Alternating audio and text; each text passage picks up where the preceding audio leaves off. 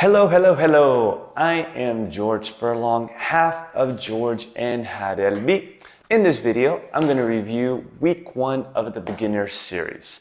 Now, just so you know, we're constantly evolving how we teach the beginners, so depending on when you started with us, this may vary just a bit. So let's get to it. We went through 3 patterns or movement, but for today, we're just going to call them patterns.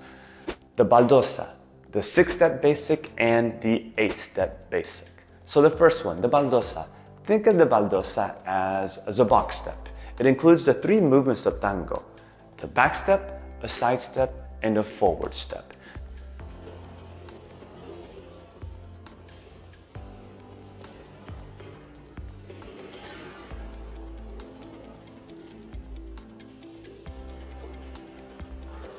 Now we have the students practice this pattern in a continuous loop and usually trying to face the same direction. So if you look at this, basically I am facing toward the mirror while Harelbi is facing the opposite direction.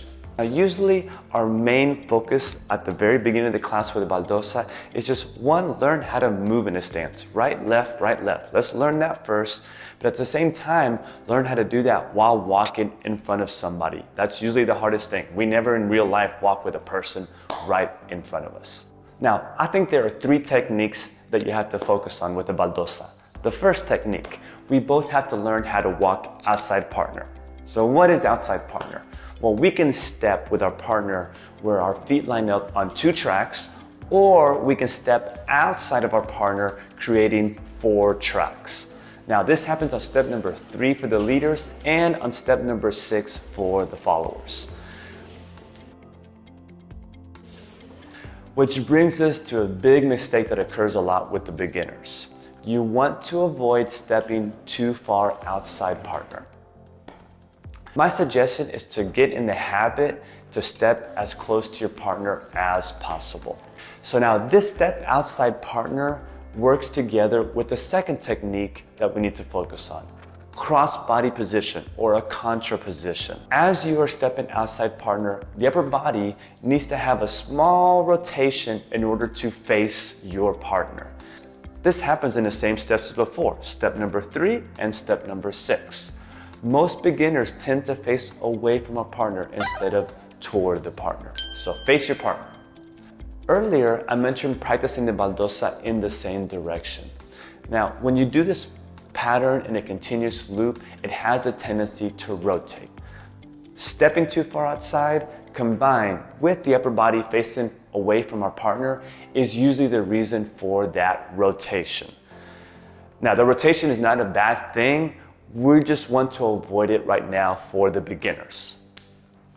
So this step close to our partner and that cross body position toward our partner will keep you in that same direction. But more importantly, you will avoid having to fix this later on in your dance. Third technique to focus on is stepping back in front of our partner. For the leaders, step number 4, and for the followers, step number 1. After you step outside partner and you have 4 tracks, the goal of the next step is to form 2 tracks again. If you did this correctly, it actually feels like your feet and probably your body are zigzagging just a bit. When you get in front of your partner, try to step past your partner's foot. Usually leaders, we tend to cut it short, and what that does, that makes the next step a lot harder. But even worse, you're probably gonna run into your partner's foot. Now, all 3 of these techniques are important, but I think for today's lesson, getting back on those 2 tracks is probably the most important one. And we'll discuss why later on in this video. Pattern number 2 is the 6-step basic. It's pretty much the same as the baldosa with 2 differences. So, what are those differences? If you watch the baldosa one more time, you'll notice 1, 2, 3, 4, 5, 6. And notice on step 6, followers, you are stepping outside partner. That is where the change will happen. Here is the 6-step basic, and you'll notice the difference. 1, 2, 3, 4, 5. 6 is together. It is not outside partner for the ladies. We change our weight and continue in that loop. 1, 2, 3, 4, 5, change weight, and 1, 2, 3, and so on. Of course, the immediate question is, how does she know to bring her feet together and change her weight, or to step outside partner? Well, we call that the teapot. Yes, like we're pouring tea. As I bring my feet together, the line of my shoulder tilts. Now, what did this tilt do? You can think of it in two different ways. It's either telling her to take the weight off of the left leg, since the close side of the embrace is going up, or to put the weight on the right leg because the open side of the embrace is going down. As long as you do them together and not separate.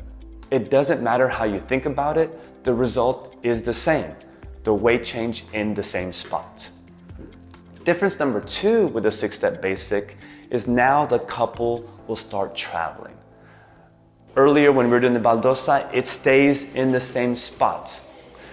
But tango does not usually stay in the same spot. It is not a slot dance. It is a traveling dance.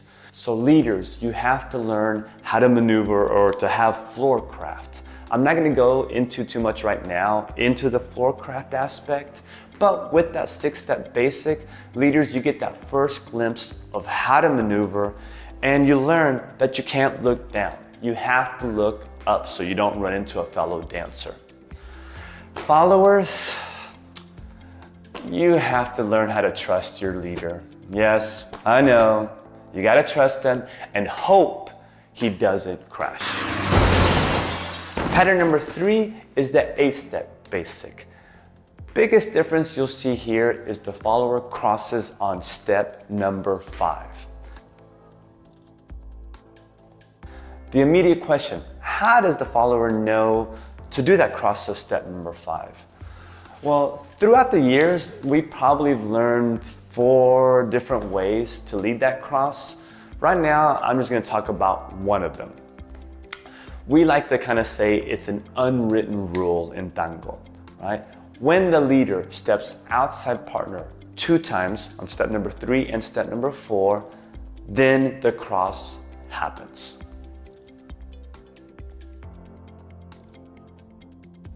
Earlier, I mentioned the most important technique for this video was stepping in front of your partner at step number 4. Why did I say this? Well, it's because of the 8-step basic. This is how the follower knows, and eventually, with time and practice, will feel when the leader steps in front for that 6-step basic or stay outside partner so the follower has room to do the cross for the 8-step basic. So let me repeat that, but that's really, really, really important. Leaders, you stay outside partner on step number 4 so she has room to do the cross. That moment is very important when you're learning the 6-step compared to the 8-step. And when you're practicing it, that is usually where these screw-ups will happen. That confusion between the 6-step basic and the 8-step basic is usually at that step number 4. Yes, there are things as a leader you can do to lead the cross more clearly, but for the brand new beginners, it starts to get overwhelming. So we are usually happy when you learn how to step together and just you remember the pattern. I mean, to us, that's the most important part at the beginning. Also, one hint for the followers. At that step number 4, take that step a little bit bigger. And actually, Harelvi does this on whether it's a 6-step basic or the 8-step. She automatically takes that step a little bit bigger than the rest. If all the steps are about a shoulder width, she does that one a shoulder and a half. All that does is that gives her room to do that cross. If the leader wants a 6-step basic, it doesn't affect it at all. He just does that. But it will make a difference when he wants that 8-step basic because it gives you room to cross. Hope you got something out of this, and I'll see you on the next video.